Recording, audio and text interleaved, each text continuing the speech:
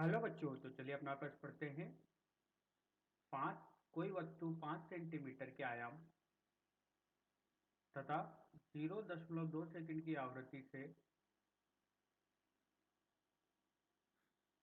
सरल आवर्त गति करती है। वस्तु का त्वरण तथा वेग ज्ञात कीजिए जो वस्तु का विस्थापन 3 सेंटीमीटर पर हो। तो चलिए प्रश्न के लिए मुख्य उदाहरण की चर्चा करते हैं। मुख्य उदाहरण में सामान्यतः चर्चा की जाएगी सरल आवर्त गति की और उसका आवर्तकाल देखा जाएगा। देखिए, ये अपने पास एक कण है। किसी कण या पिन के लिए चर्चा की जा सकती है। अपन ने यहाँ पर एक कण माना है। ये कण इसकी माध्य स्थिति पर रखा है, इसी को अपन साम्यावस्था बोलते हैं। ये कण अभी रुका हुआ है। इस कण को मैंने विस्थापन दिया y, कुछ इस तरीके से। क्या ये कण यहाँ पर रुकना चाहेगा? क्या नहीं, ये कण यहाँ पर रुकना नहीं चाहेगा। ये कण इस माध्य स्थिति के परित दोलन गति करेगा और इसका जो विस्थापन होगा वो y विस्थापन होगा दोनों तरफ। ऐसा इसलिए होगा क्योंकि यहाँ पर एक प्रत्यानयन बल इसमें उपस्थित होगा जो इसको वापस कहाँ पर लाने के लिए प्रेरित करेगा, माध्य स्थिति पर लाने के लिए प्रेरित करेगा। तो माध्य स्थिति के परित अगर कोई कण दोलन गति करता है या दोलित करता है तो इसी को अपन सरल आवर्त गति बोलते हैं। इसका जो आवर्तकाल दिया जाता है, कितने समय में दोलन कर रहा है, इसको 2 पाई/ओमेगा से दिया जाता है। इसके लिए यहाँ पर एक संबंध होता है जो कि अपन को ये बताता है कि ये गति सरल आवर्त गति है। इसके लिए जो बल होता है, प्रत्यानयन बल, ये समानुपाती होता है ऋणात्मक x के। देखिए, जब अपन ने माध्य स्थिति से इसको कण को इधर की तरफ लाए तो विस्थापन इसका इधर की तरफ था, बल किधर लग रहा है, इधर की तरफ, जो इसको वापस किधर ले जाने के लिए कोशिश करेगा, माध्य स्थिति के। तो दोनों एक दूसरे के क्या होते हैं, ये ऋणात्मक समानुपाती होते हैं। जब यहाँ पर ऋणात्मक के लिए दिया जाता है तो समानुपाती का चिन्ह हटाया जाता है, तो यहाँ पर एक नियतांक आता है, इसलिए अपन इसको बोलते हैं F बराबर ऋणात्मक kx। अगर इसके वेग की बात की जाए, कण के वेग की, तो ये होता है v बराबर ओमेगा वर्गमूल a का वर्ग ऋणात्मक y का वर्ग। a क्या? आयाम।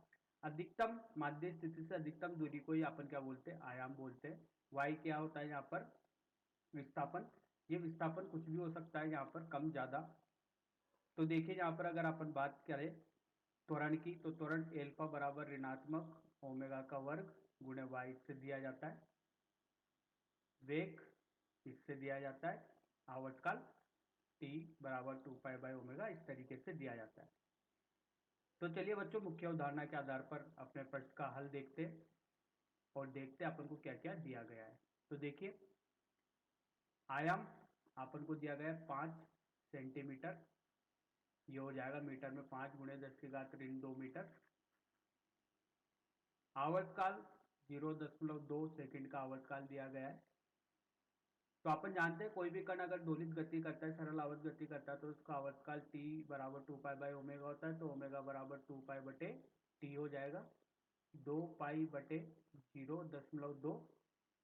तो यहाँ से आवर्तकाल अपन के पास जो निकल के आएगा वो कितना निकल के आएगा? देखिए, 10 पाई रेडियन प्रति सेकेंड। ये आवर्तकाल आ गया। जो भी कण यहाँ पर आवर्तकाल दिया गया था, कोणीय आवृत्ति आ गई है जो भी कण यहाँ पर दोलित गति कर रहा है। अब देखते हैं यहाँ पर इस कण का जो त्वरण होगा, वो त्वरण यहाँ पर दिया जाता है। देखिए, एल्फा बराबर ऋणात्मक ओमेगा का वर्ग y से। y अपन को बताया गया है कि y जो विस्थापन है वो कितना है यहाँ पर? 3 सेंटीमीटर का। 3 सेंटीमीटर का 5 तो यहाँ पर आयाम था। तो ऋणात्मक ओमेगा आपन ने निकाला है ऊपर 10 पाई वर्ग गुणे 3 गुणे 10⁻²2। इसको अपन ने मीटर में बदला है तो 10⁻² यहाँ पर आएगा। हल करने पर अपन को यहाँ पर त्वरण जो मिलता है ऋण 3 पाई का वर्ग मीटर प्रति सेकंड का वर्ग। ये अपन को मिला है। यहाँ पर जो कण सरल आवर्त गति कर रहा है उसका त्वरण। वेग देखते हैं, v बराबर ओमेगा वर्गमूल 1 का वर्ग ऋण y का वर्ग। v बराबर ओमेगा 10 पाई वर्गमूल आयाम 5 ऋण विस्थापन कितना है 3, इस पूरे का वर्ग गुणे 10 की घात